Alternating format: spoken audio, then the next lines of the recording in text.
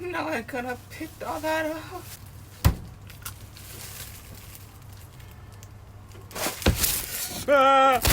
Hey, congratulations, it's a celebration. Party all day, I know you've been waiting. It's a celebration, yay! What are we celebrating? A death of a relationship. Yeah, it was about like more than a month ago actually. Hooray! After a really long and dreadful time, like for years now, like it just drags on. It doesn't go anywhere. I mean, the relationship is already dead like a long time ago, but somehow we dragged it out for so long somehow.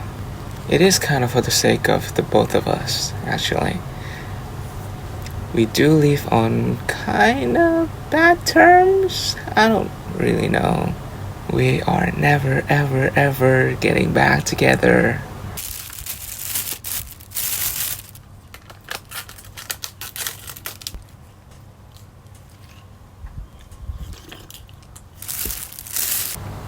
Let me tell you a little bit about how it ended.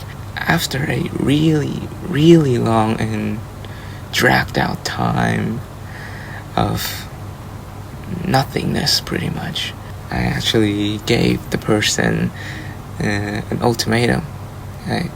I told the person, hey, I love you.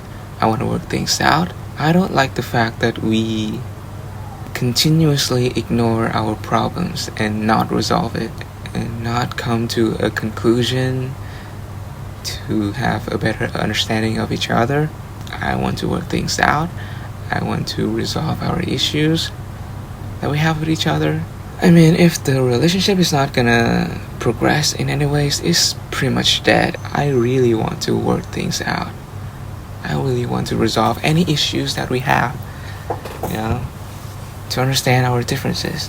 That's how a healthy relationship should go, right? But the other person, they don't have the same view as I do. They have this pretty generic view on how a relationship should be. They think that it shouldn't take work, it should just work out. And something like, if you don't touch on the issue, then it's not an issue, it's not a conflict, don't talk about it. So in their view, an ideal relationship should be like you should tolerate each other. I guess it's fine for work relationship, or with your boss, with your coworker, if they're shit, and then you have to tolerate it. But at least in my view, if you want to create a deep relationship, you gotta work on it, man. I mean, if we don't resolve conflict, if we don't gain a better understanding of each other over time, then the relationship is not gonna grow. And if it's not growing, and then it's pretty much dead. So basically I gave them an ultimatum. Hey, you want to get back to me? We're gonna resolve some issues we have.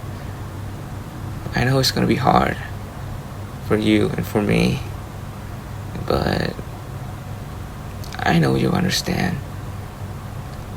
You are smart enough to understand where I came from, and I am really trying to understand where you came from.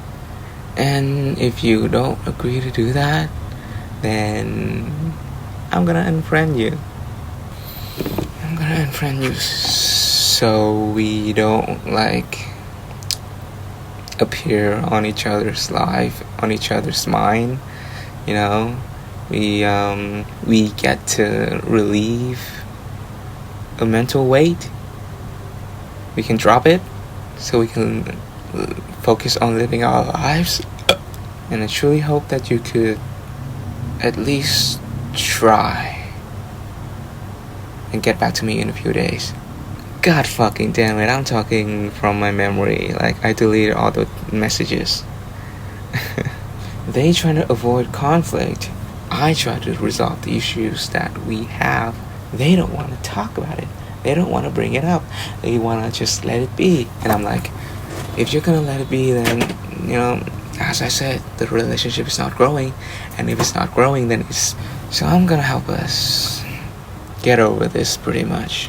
So they didn't get back to me, which is expected. And I did all the things that I said I would do. I unfriend them on every social media platform that we are connected. And yeah, so we can start focusing on living our lives. I don't hate them, okay? And I didn't consider that to be like the end. I was telling them like, even though we're not connecting on social medias, you know, if we happens to meet in real life, I will still befriend you. But a few days later, I checked their social medias, and I found out that they blocked me. Yay!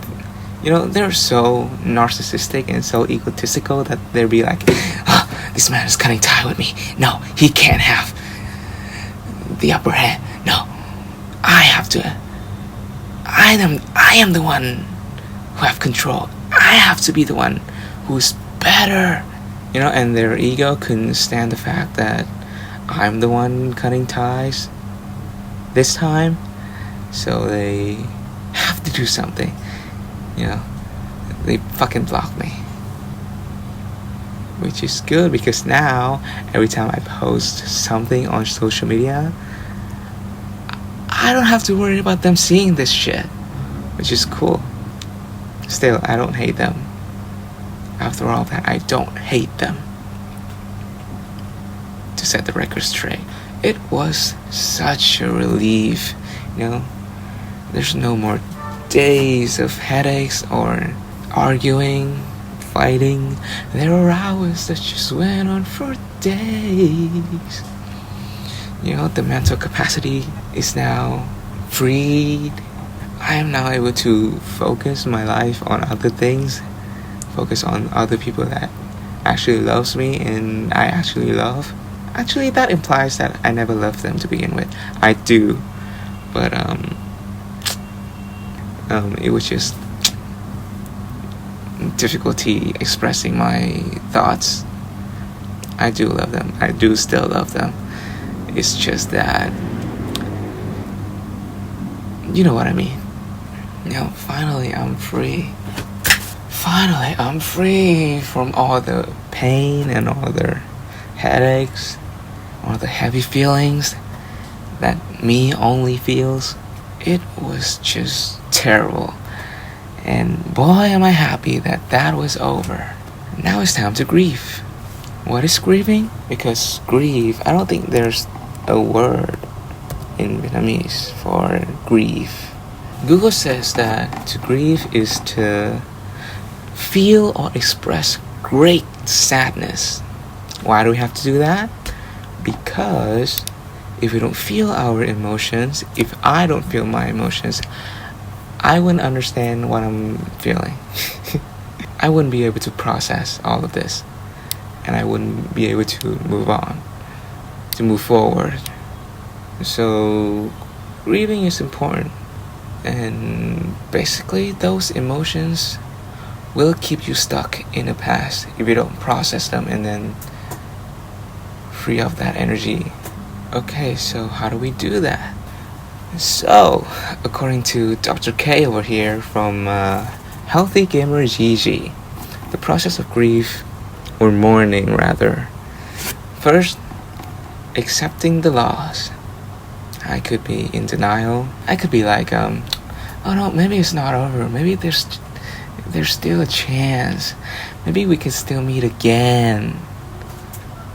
Like, now I have to accept that those are no longer a possibility. It's hard, you know? A part of you just, when you truly love somebody, a part of you is just holding out hope that they would care just like you do. And then some way, somehow, you two's gonna fix this. It's not gonna happen. We have been through a lot. And everything proves that is not gonna happen. Things not gonna work out. There's no more hope. If they don't change, if I don't change, then I gonna have to accept that this is a loss. I've been doing it for a long time. I've been trying to accept. Second, accepting the consequences of loss. Now that I think about it, them living at this point is not gonna have any significant consequence. For me, at least. Yeah. I don't think so. Things have dragged out for so long. We were basically out of each other's lives like a long time ago. So there's no real consequences. It's just that if there is one, then it would be that I would be a little bit hurt. And maybe I'm afraid of the hurt, but I've been through a lot, and I think this is fine. I think I got it.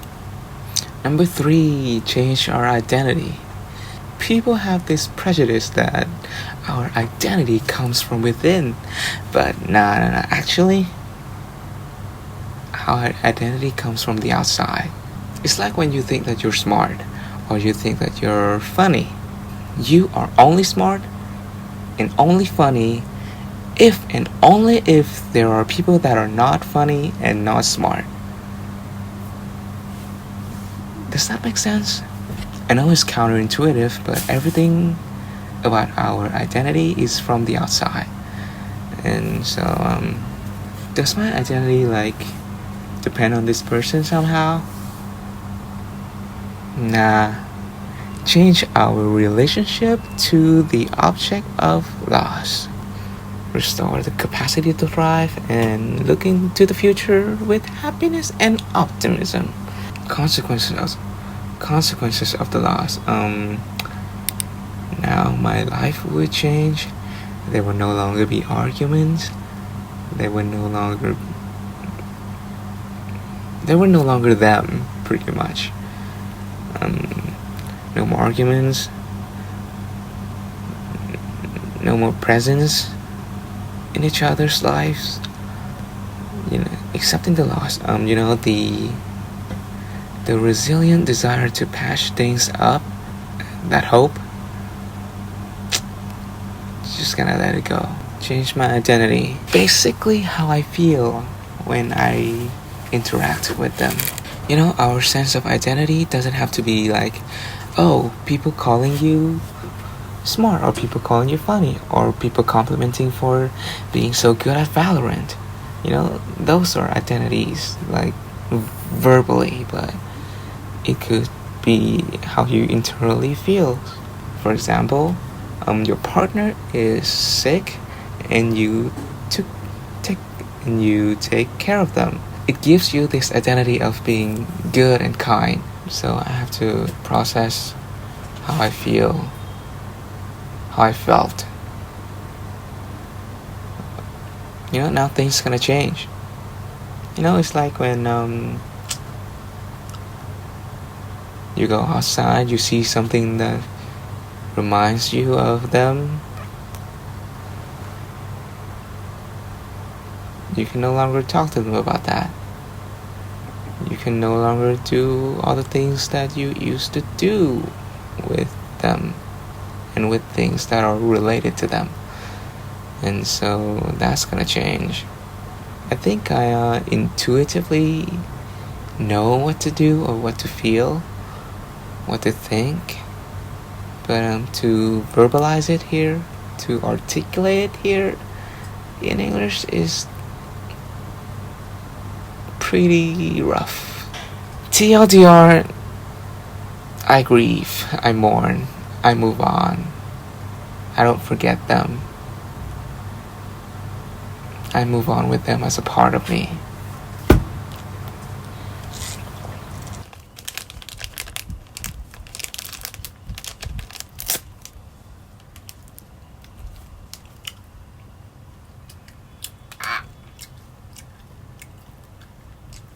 I need water.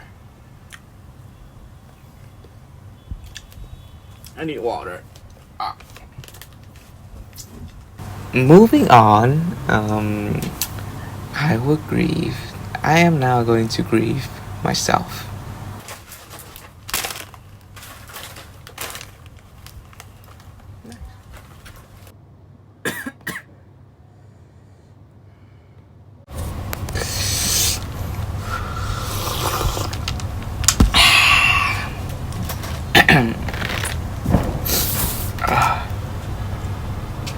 Fuck.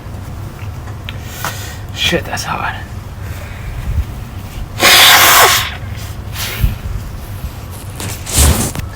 Holy fuck, that's hot. More.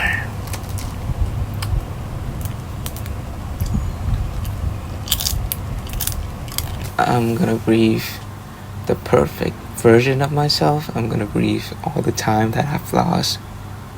Wasted on being depressed, on mindless entertainment, all the time that I could have used for bettering myself, studying, learning, exercise, all of that is now gone.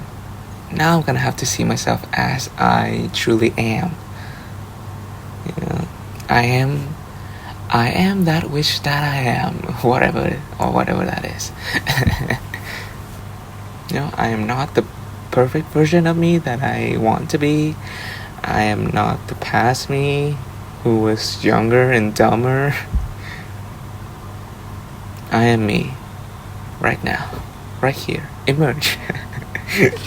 I will have to accept myself at the present, so then I could move on, so I could start to work and be better and get better and try and actually live moving forward.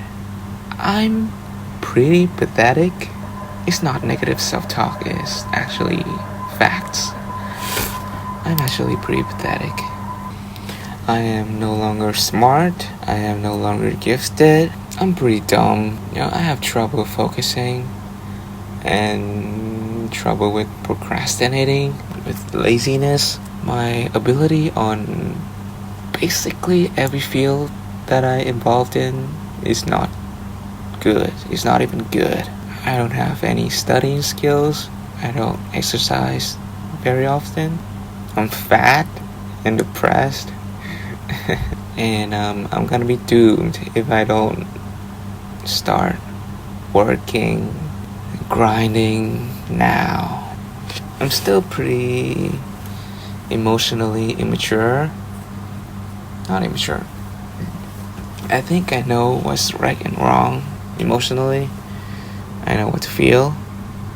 I know what to think. I know how to question myself and put my egos aside, but at the same time I have an ego problem. My emotional capacity is pretty low and fragile, is what I'm trying to say. I know what's right, but I can't. I have problems setting boundaries. I have problems respecting other people's boundaries.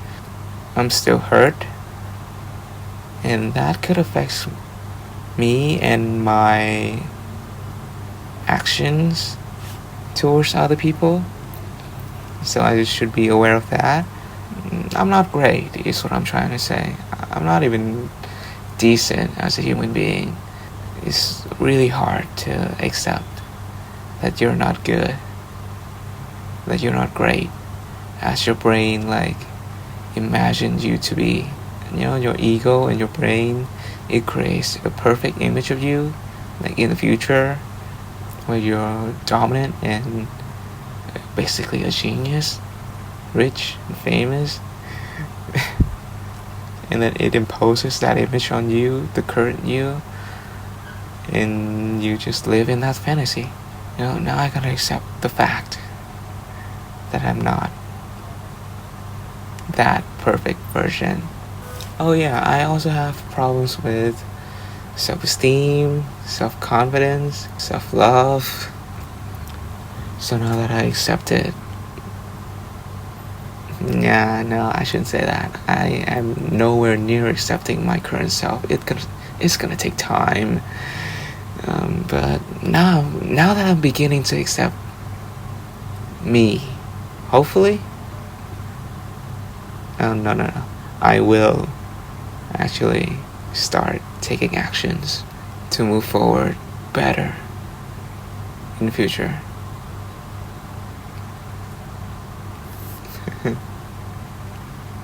I'll do it.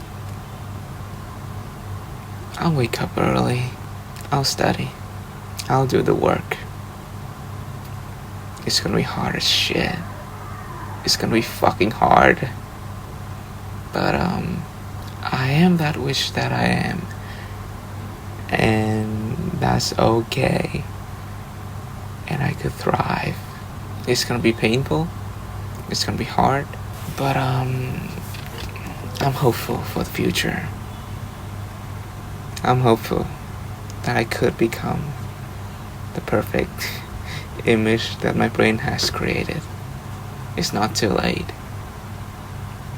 It's easy to lose hope that it's late and I should just give up and live in the fantasy world that I created in my mind and be fucking pathetic.